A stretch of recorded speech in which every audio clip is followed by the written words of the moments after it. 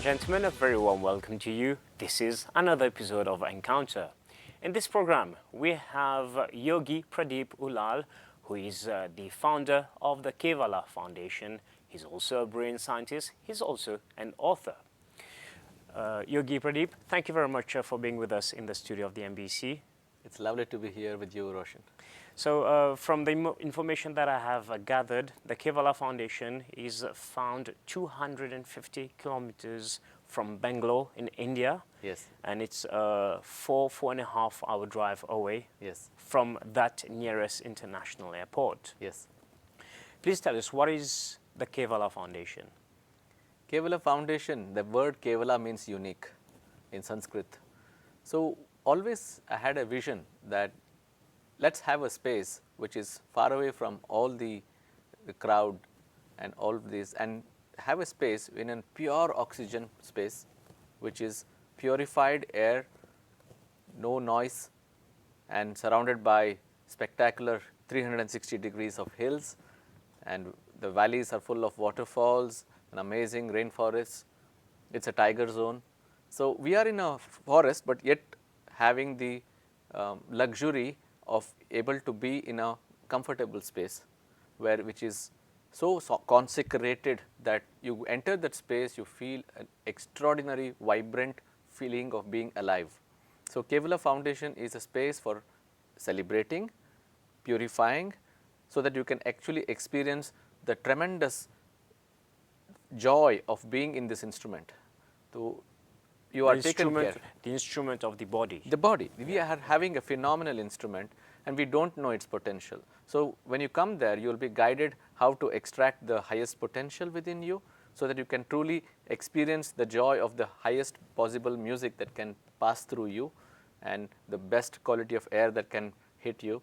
So it's basically a space where you feel you belong. It's a celebration space, and then its liberation is inevitable, because once you experience that quality of life, you always feel you truly belong to where you are guided to. This foundation, how long has it been founded?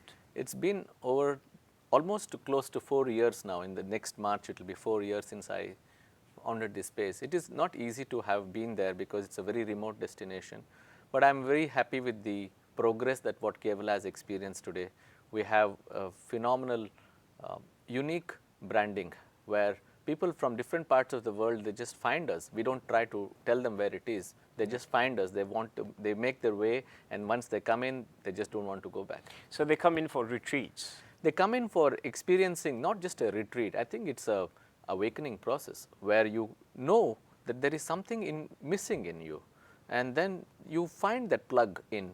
We don't try to profess an idea, we just allow them to be themselves, and then slowly usher them, guide them into knowing the pure possibility in them. It's opening the potential awareness, it is giving them a clear sense of direction at the point of need. So there is an instant click which happens when something magical takes shape in the form of an idea, to know themselves, to find that innermost chord, innermost calling where they click in and something happens, they feel extraordinarily blissful, they belong to that creative freedom where their intelligence is governing, and they get a sense of idea how the direction of their life should be. They give a destiny becomes very clear when you are in Kevala. So people who come to Kevala Foundation are probably people who are seekers already. They want to know themselves better, they want to understand themselves better, and from what you have just said, hopefully unleash their fullest potential. Yes. But also at the same time, everyone is different. So how are you able to help people tap into their own individualities? Because it's different, everyone is different. Yes, I agree with you. We have all kinds of people. Somebody who is just doesn't know anything, they just, it's a chance encounter for them. Encounter. Chance encounter. Like you just discovered, they just came down by flying, just walking past, they discovered it. Hey, we didn't know there's a place like this. We just discovered. I have known people who have come for just for one day, ended up staying 1 month. So how does it happen? So there is an ushering process. There are all kinds of people in different stage. Somebody at the base camp requires just a little de-stress. they can de-stress and they can feel good. But then somebody who wants to climb the mountain has to be mountain fit. So it's Yes. like from base camp, it becomes a boot camp. Excellent. So when it's at the boot camp, then you have to allow yourself to become fit, aligned, streamlined, coherent, balanced, so that you can decalcify this instrument, which detoxify this instrument, and attain a state of calibration. So I believe that calibration leads to celebration. So for someone to be able to calibrate their body, you Yes. need to be emotionally aligned, but also physically aligned. Yes, I completely believe in that. If the body is not in agreeance, you will never be able to. It's like an instrument, a receiver. If it is fine tuned, the certain frequency shift will govern the flow. You become magnetic. The whole cosmos is passing through us. We are an ocean in a drop, but we have forgotten. So those who remember, they will click in faster. So our job is to make sure that they remember faster. All right. Okay. So there's a whole process behind, but I'm guessing there's a lot of work that is done at the foundation back Yes. in India. Yes. The first and foremost, the very concept was that here is a space which is so intense that there is no choice, no escape. Once you come into Kevala, you are like it's like an incubation. It's like a consecration. You are so intense that there is no choice of even shifting your escape routes. You Alright. just become you. So that means in multiple alignment, you are guided towards reaching that summit point within you. You have no choice. But isn't that harder when the person, after staying a certain period of time at the foundation, goes back to the normal life? Isn't that much more difficult, much harder? Because then it's easier to do it there and much harder in the outside life where you have a daily routine. Well, that's where I come in. I understand this process very deeply. I have seen people who have this, a kind of feeling of nostalgia that they have left a place and gone back. So what I do is, I leave them so intense that there is a shift in their routine. There is a shift and transformation in the routine. They are no longer the same people. They are not lethargic. They are not upset or angry with life. They have found a creative space within them for them to explore. You have given them the technique called Himalayan Kriya Yoga, which is simple and yet profound. So profound that they cannot miss working on themselves. So when there is no escape route, that you are no longer responsible, right? So you become responsible for your own journey, and we leave them with so much amazing music that they carry back some music with them. That music is a reminder of their connection with Kevala. We have some amazing musicians who come here and jam at Kevala. So it's like such a phenomenal experience that they are no longer the same people. They go back and they bring back other people, because it's like a ongoing creative journey. It is no longer that you have to go back to an old routine, because there's something, a transformation is different from just a nice little retreat. Music seems to be at the center, Yes. a very important factor at the Yes. foundation. Yes. To me, music is the most potent drug ever. Somebody who has understood music is closer to godliness within them. It is a divinity. It is something which you cannot disengage. For most people, music is entertainment. It's called manoranjana. Yeah. Entertainment, it will fade away, but something which can transform you into the reality of who you are. It's a calling from the cosmos. This whole body was designed through music. Musicians in the higher domains played music. The integration of the instrument in its holographical image, calibrated through a certain deep rooted cryptography. That means our DNA code is encrypted with music. If music plays in, the instrument enlivens itself to its original blueprint design. So what kind of music? It reacts perfectly to it. It reacts yes. perfectly. There is a responsiveness which takes you back to the origin from where you came. This is called Marga Sangeeta. Marga means path. It takes you back. The calling of that calibrated music is not for feeling good, but it is for frequency shift. It's for healing this instrument and bringing it back to its original glory. I have to ask you, how do you know all this? Well, I was born in a family of musicians. My father was running a music school. My brother is a fabulous tabla and santoor player. So I had an environment right from this. So I have been listening to music all my life. You say your brother plays this santoor? Yes. It's a beautiful instrument. It's one of the most difficult instruments to play. People often think that you just can just strike a mallet and feel good. It's so melodious, it's beautiful. You know, those strings are so difficult to tune in. Imagine with 4 or 5 strings in a guitar, you take little time. You have to tune in 93 strings. All right, everyone has their own speciality. Yeah. People call you Yogi Pradeep. Yes. But you don't look like a yogi. An urbanness is, I feel that I was in Himalayas for a very long time. I met yogis who are 250 years old, and they looked at me and said, your job is now to be with people and go and align them back again, back to their originals. You said yogis of 250. 50 years old, 250 years old. I'm not joking, this is real. I've seen them, I've seen how they operate. And they looked at me and said, don't sit here and close your eyes, you have a mission, go and serve. Now, it's like this, I could wear a saffron and with all the beads, I would be scaring away those people who really want to be on the path, because there's enough of, if clothing can really make a difference, then all of us would be sitting and pretentiously being somebody else. You'd probably all be enlightened. Yes, if, you know, I always have this saying that if physicality was the question mark of the state, then all the gymnasts in Europe would have been enlightened. All the Sherpas spinning around Mount Kailash would have been enlightened. It is not what you intend to do, it's the qualitative shift in the frequency of how you operate consistently. Yes. Please tell us, how did all this come to you? Have you been studying? You said that you come from a family of musicians. Yes. But I don't know if you're a musician, but you have chosen a slightly different path, right? Yes. Actually, it's a very big journey. It's difficult to say in a small, concise format. I'll try my best. I always felt incapacitated that I could not really be a musician.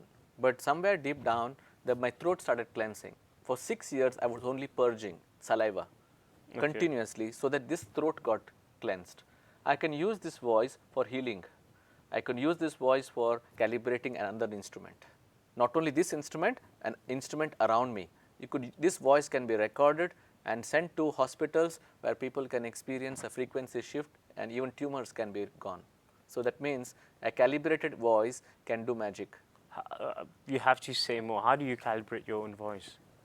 See, it's like a brain, it's called brain irrigation. The current of the Kundalini, it's called the Kandarpa Vayu, rises through this beautiful throat channel and it hits the brain, and from inside it will pull out the toxins, purging of toxins. So this is actually like a toxin plug here. Yeah. Once a toxin plug is cleansed and purified, it is our moral responsibility to sustain that. It's called Vak Shuddhi. Vak means speech.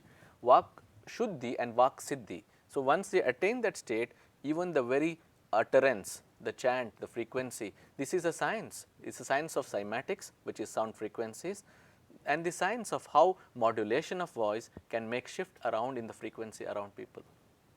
Wow. And that's something that you just happen to know? Well, I was desperate for a teacher, and I don't have a physical teacher. I don't have it, and I was desperate, and things came into me. I saw a big golden ball of light entering this instrument. The whole brain space became blank, zero, void, and I crashed down on the floor in slow motion.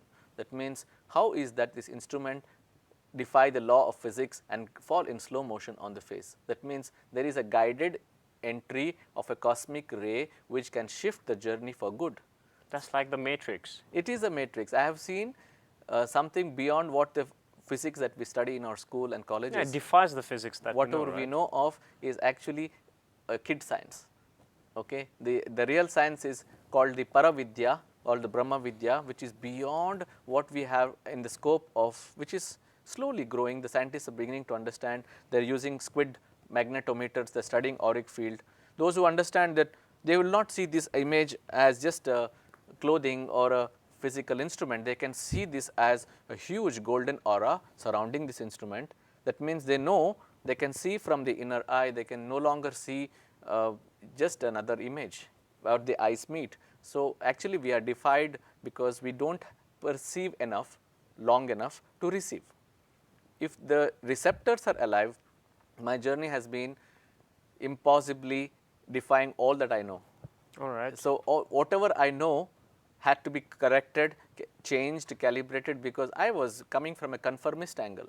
Nothing what I knew came alive, because whatever I knew was shattered, replaced with something higher. All right. So, I was born, I was an athlete, I was at 18, I was a boxer, I was a martial artist, I have done enough of exploration in the corporate domain, in the outer domain. So, how an industry works, how in these entire economics of life work, I saw through that, and then I was ushered back into the yogic dimension, which was so enriching. Now collaborate these two worlds, the inner world and outer world. The inner world is so fascinating, the whole cosmos within me is dancing. There is a huge spectacular magnetic influence that I feel that there is space, but that there is completely charged with super photonic energy. When I open my eyes, I see an outer dimension which is preciously beautiful, because from the eyes of a awakened state, everything is from the creator's angle. You can see life in its, wherever I go, I see celebration. It happens around, because I feel that a frequency shift can make huge difference to the people around you. The nature is in flow. Like if I go to a snowing area, I just look up the sun and I chant, in 5 minutes there is blue sky and bright sunshine. So, how is it possible? How is that possible? That is possible by frequency shift and connection to the eternal elemental force. What is the frequency shift? Frequency shift is, see, most people, like a newborn baby is 5,000 hertz and when it's just born. Okay. I have held newborn babies in my hand.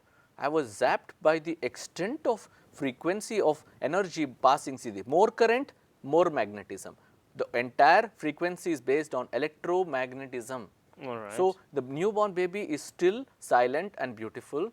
It is magnetic. The frequency is 5,000 hertz. So what happens as we grow? As we grow, emotions, drama, the pressure, the stress, These vibrations the go down? failures, the average adult human is 72 hertz, which is so pathetic. 72. And that too healthy. So that starts from 5,000. From 5,000, we have successfully dropped to 72 and we call ourselves great. That's like an 87% drop. Yes, and look at it. If your frequency drops to 48, cancer will just hit you as if it was your best friend. Ooh, so it's because of a drop in your frequency Yes. is that proven? It's proven. It's like this, a low frequency gadget will attract viruses, bacteria, it's already there, and they come like you, charging at you. It's like a, it's like a, a floodgate opening. So that's why people always say you have to always increase.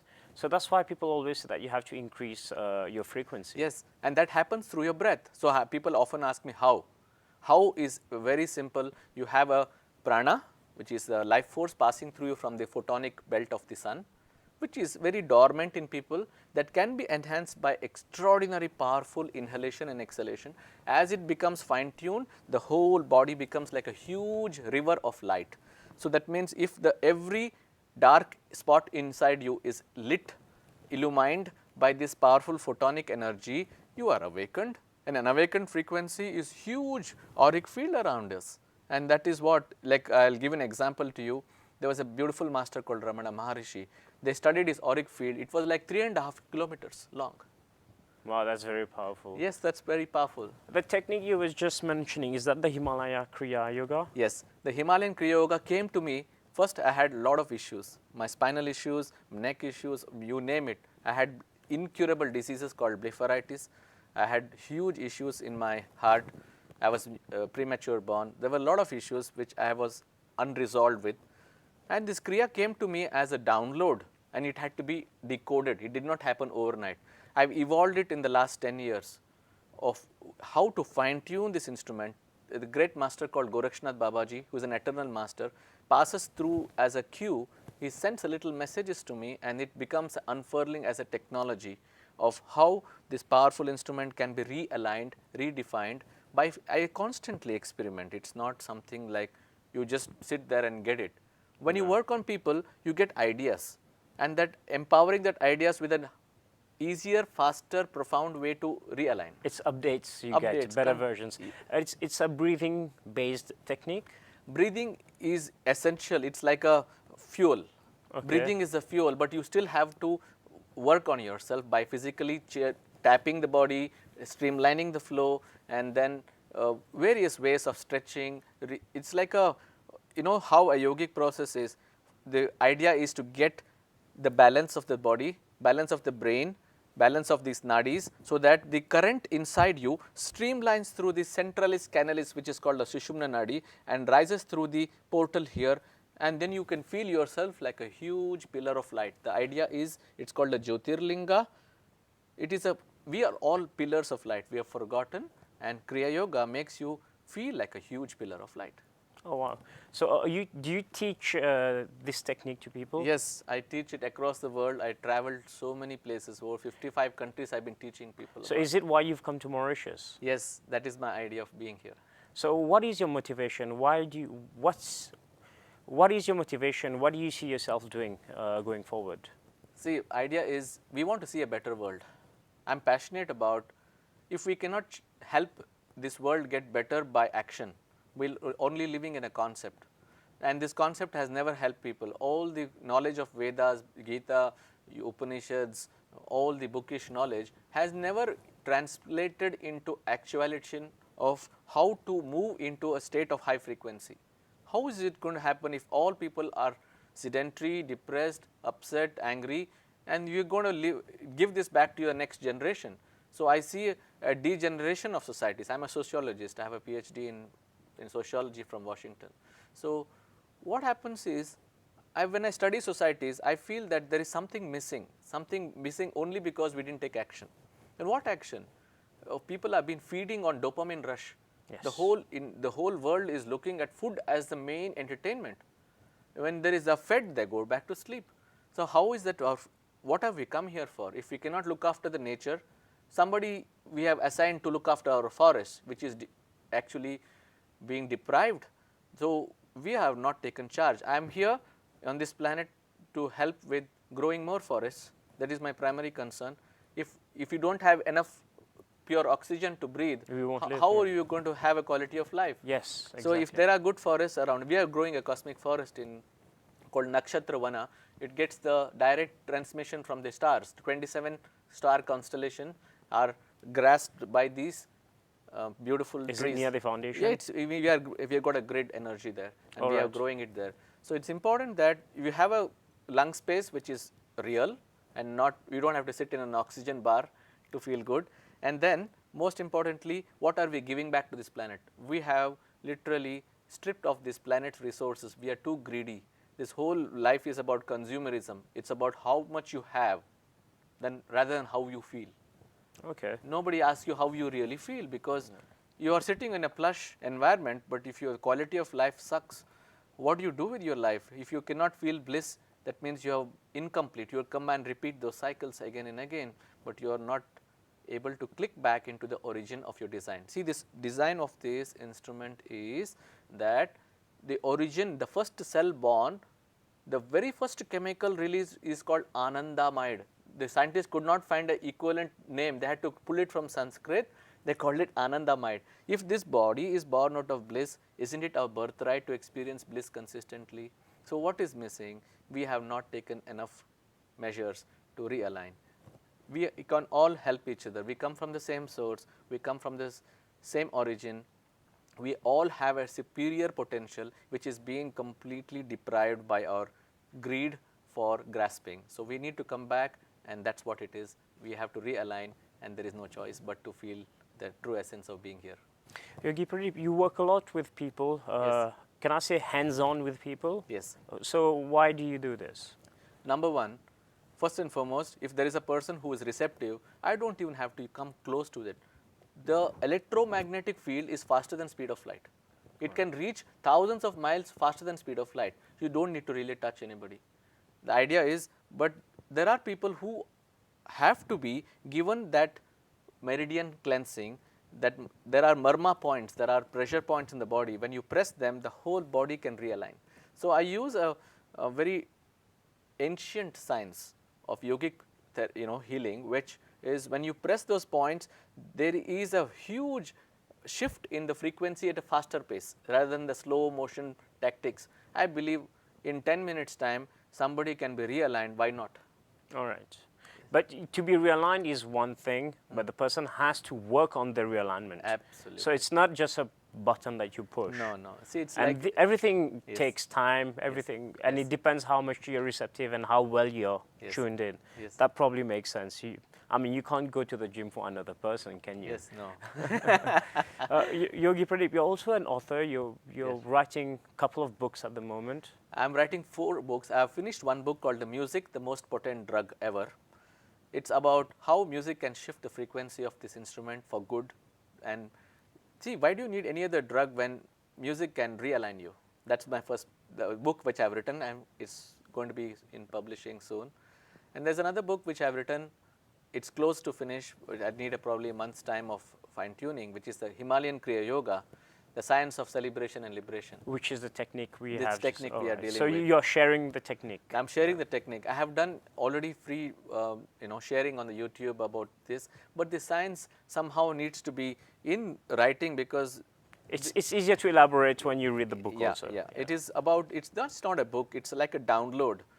My editors who are who are complete novices about this technology, when they read, they get an experience. Of course. It's all about experience at the end of the Yes, day.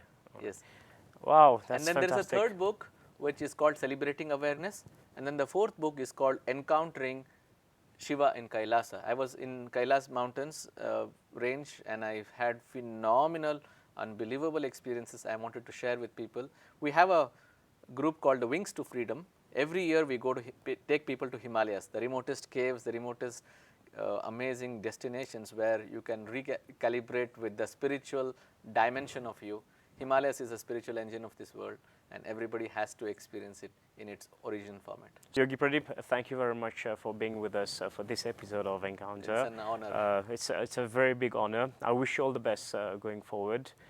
Thank you so much. On behalf of Kevala Foundation, I thank your beautiful team for honoring us with this. And I'll definitely keep in mind that probably I should visit the Himalayas. If people want to know more information about you, do you have a website? Yes, it is called kevalafoundation.org. Kevala, Kevala foundation.org. Yeah. Yes, and people can just get a glimpse of what it is, but the real aspect is to be there. Of course. Once you be there, then it makes the whole dimensional shift. Ladies and gentlemen, we have now come to the end of this episode of Encounter. Thank you very much for being with us. If you have any suggestions, inquiries, or you want to know more about the guests of today, please drop us an email. It is encounter@mbc.net.mu. Thank you very much for being with us. We'll catch you again next week, same time, on the same channel. Bye-bye.